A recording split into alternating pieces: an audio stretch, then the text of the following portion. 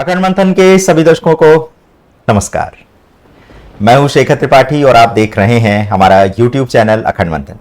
जैसा कि आप सभी दर्शकों की ये मांग थी कि हम भविष्य मालिका पर और भी विस्तार से आपको जानकारी प्रदान करें, तो इसीलिए अब हम आरंभ करने जा रहे हैं भविष्य मालिका वेब सीरीज के 9वें सीजन के दूसरे एपिसोड का।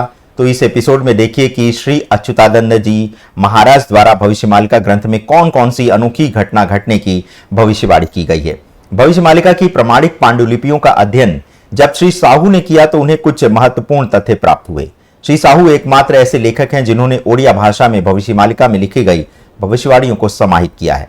उन्होंने अपनी पुस्तक में उन ओरिजिनल पांडुलिपियों की फोटो भी प्रकाशित की है जिसका अध्ययन करके उन्होंने भविष्य मालिका पुस्तक की रचना की है। पुस्तक में कुछ ऐसे तथ्यों का वर्णन किया गया है जो कि वर्तमान समय से काफी मेल खाती है। उसमें लिखा है कि भारत में एक महिला राजा का शासन होगा एवं रूस देश के कारण ही संसार में 7 दिन के लिए अंधकार छा जाएगा। तो इस दृष्टि से देखा जाए तो स्वतंत्र भारत में सबसे लंबे समय तक स्वर्गीय श्रीमती इंदिरा गांधी प्रधानमंत्री रही हैं और वर्तमान समय में जो रूस यूक्रेन का युद्ध चल रहा है जो कि अनिर्णित है, अभी इस युद्ध के कारण ऐसे परमाणु अस्त्र फेंके जा सकते हैं जिसके कारण पृथ्वी पर हाहाकार मच सकता है, क्योंकि एक शक्तिशाली देश होने के नाते रूस ये कभी नहीं चाहेगा कि इस युद्ध में उसकी पराजय हो। और ये बात आप भी अच्छी तरह से जानते हैं कि यूक्रेन ये युद्ध अपने दम पर नहीं बल्कि नाटो देशों और अमेरिका से मिलने वाले अस्त्रों और शस्त्रों के दम पर लड़ रहा है। तो एक प्रकार से देखा जाए तो तीसरे विश्व युद्ध का आरंभ हो चुका है जिसमें एक ओर अमेरिका और नाटो देश सम्मिलित हैं और दूसरी ओर रूस उनसे अकेले ही युद्ध लड़ रहा है। अब वो समय भी निकट आने वाला है जब रूस के साथ तीसरी दुनिया के देश भी युद्ध के मैदान में कूद पड़ेंगे, किंतु जहां तक भारत की बात है वो अभी भी तटस्थ ही रहने वाला है। श्री अच्युतानंद दास जी की जो पोथी प्राप्त हुई है उसमें उन्होंने रूस देश का भी उल्लेख किया है। श्री अच्युतानंद जी को यह भी ज्ञात था कि रूस ही वह शक्तिशाली देश रहेगा जिसकी भारत से प्रगाढ़ मित्रता रहेगी। श्री अच्युतानंद जी महाराज ये भी लिखते हैं कि पूर्व की दिशा से कोई बड़ा वज्रपात होगा। अब यदि ध्यान से देखा जाए तो भारत के पश्चिम में पाकिस्तान, उत्तर पूर्व में चीन, नेपाल और भूटान, पूर्व में बांग्लादेश और म्यांमार स्थित है। एवं यदि भारत के पूर्वी देशांतर की बात की जाए तो सबसे पूर्वी देशांतर अरुणाचल प्रदेश में स्थित है। अब ये तो आप भी जानते हैं कि चीन के साथ भारत के संबंध वर्तमान समय में कैसे चल रहे हैं। 15 अगस्त से पूर्व भारत चीन के सैन्य कमांडरों द्वारा सीमा विवाद सुलझाने के लिए एक और वार्ता हुई थी जो कि बिना किसी परिणाम निकलते ही समाप्त हो गई थी। तो पूर्वी दिशा से वज्रपात होने का यह भी अर्थ निकाला जा रहा है कि भारत के उत्तर पूर्व में स्थित चीन, नेपाल एवं पूर्व में बांग्लादेश और बर्मा से कोई घातक प्रहार हो सकता है। यह भी हो सकता है कि इन देशों में कोई बड़ी प्राकृतिक आपदा है जिसके कारण पूर्वी राज्यों में अधिक जनधन की हानि हो। इसके अतिरिक्त श्री अच्युतानंद जी लिखते हैं कि जगन्नाथ मंदिर के शीर्ष पर लगे ध्वज एवं छत्र में भी परिवर्तन होगा। यह भी लिखा है कि 6 वर्ष तक श्री जगन्नाथ रथ यात्रा बंद रहेगी। 7 दिनों तक पूरी पृथ्वी पर अंधेरा छाया रहेगा। पूर्वी दिशा से समुद्र का तूफान आएगा जो कि भारत के कई राज्यों को तबाह कर देगा। श्री अच्युतानंद महाराज लिखते हैं कि आसमान से बड़े बड़े ओले गिरेंगे और रक्त की वर्षा होगी। बड़े बड़े पेड़ पर गिद्ध बैठेंगे। अब पेड़ों पर गिद्ध तो तभी बैठेंगे जब बड़े पैमाने पर लोगों की मृत्यु होगी और उनका अंतिम संस्कार करने वाला कोई नहीं होगा। तो गिद्ध ऐसे शवों को नोच खाएंगे। वे ये भी लिखते हैं कि खसरे जैसी महामारी फिर फैलेगी जिसकी रोकथाम करने वाला कोई नहीं रहेगा। वो ये भी कहते हैं कि समुद्र से नमक का तूफान आएगा। जिस पर कपास से रुई बनती है उसी कपास से अब पत्थर निकलेंगे, अर्थात कपास का उत्पादन भी प्रभावित होने लगेगा।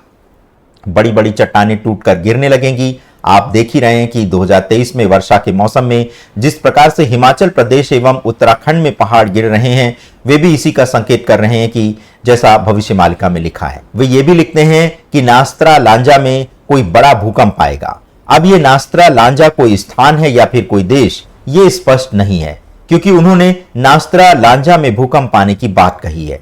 अपनी पोथी में वे ये भी लिखते हैं कि घर पर खाना बनाओ और मर जाओ। अब इसका क्या अर्थ हो सकता है ये भी स्पष्ट नहीं है। यदि आप इसे डिकोड कर सकते हैं तो कमेंट सेक्शन में अवश्य लिखें। इसके अलावा यह भी लिखा गया है कि गिद्ध पानी में भी बैठेगा, यानी जलीय जीवों की बड़े पैमाने पर मृत्यु हो सकती है जिसे खाने के लिए गिद्ध पानी में उतरेंगे। मालिका में यह भी लिखा गया है कि बिजली गिरने से श्री जगन्नाथ के रत्नों में आग लग जाएगी। भूकंप से बड़े पैमाने पर जनधन की हानि होगी। महारानी के शासनकाल में महिलाओं के प्रति होने वाले अपराध बढ़ेंगे। वे ये भी लिखते हैं कि पृथ्वी दौड़ेगी। अब पृथ्वी के दौड़ने का एक अर्थ यह भी हो सकता है कि पृथ्वी की धुरी में परिवर्तन हो जाए। जैसा कि आपने समाचारों में सुना होगा कि पृथ्वी अपने अंश से अत्यधिक झुक गई है। इसी के साथ पृथ्वी के गुरुत्वाकर्षण बल में भी परिवर्तन देखने को मिल रहा है।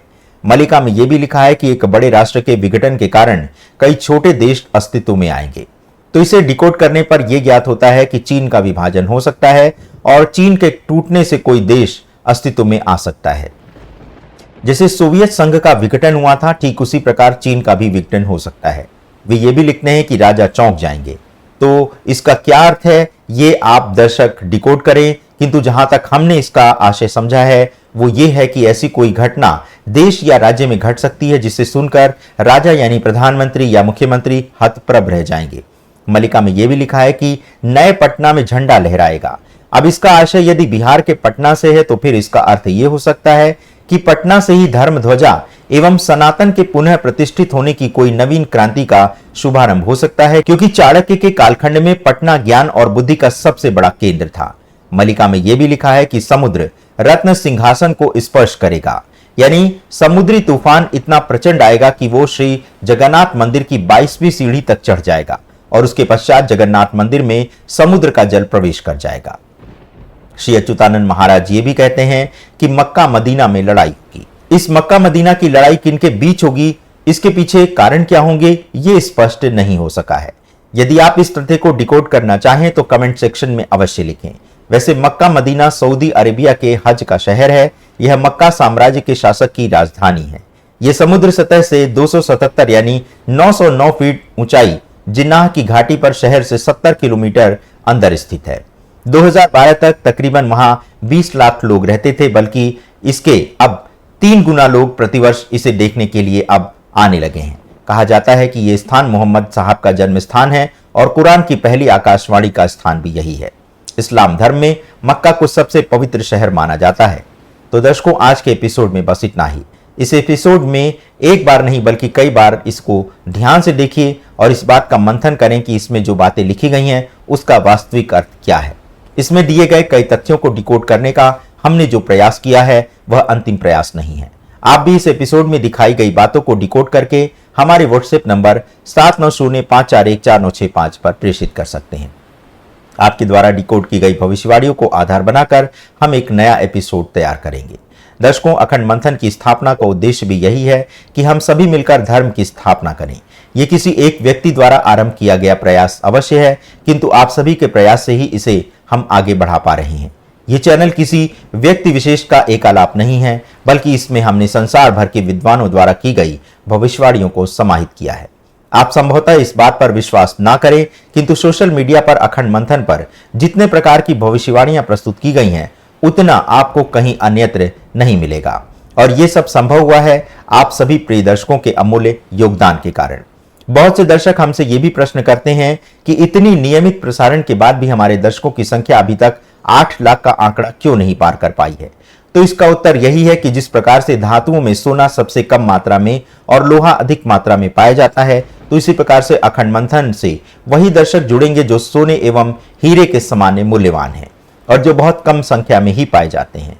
प्रत्येक ऐसी वस्तु जो मूल्यवान है वह संख्या में कम ही है। तो बने रहें हमारे साथ। हम बहुत से सब्सक्राइबर नहीं चाहते, बल्कि आप सभी जो वर्तमान में हमसे जुड़े हैं, आप सभी जुड़े रहें और करते रहें अखंड मंथन, क्योंकि मंथन से पहले तो विष ही निकलेगा और बाद में निकलेगा अमृत। तो दर्शकों, आज के एपिसोड में बस इतना ही। तीसरे एपिसोड की प्रतीक्षा करना मत भूलिएगा। हम आशा करते हैं कि आप हमारे चैनल को भारी से भारी मात्रा में लाइक, शेयर और सब्सक्राइब करना नहीं भूलेंगे। तो दर्शकों, आज के एपिसोड में बस इतना ही। अपना बहुमूल्य समय हमें प्रदान करने के लिए आप सभी दर्शकों का हृदय से आभार। नमस्कार।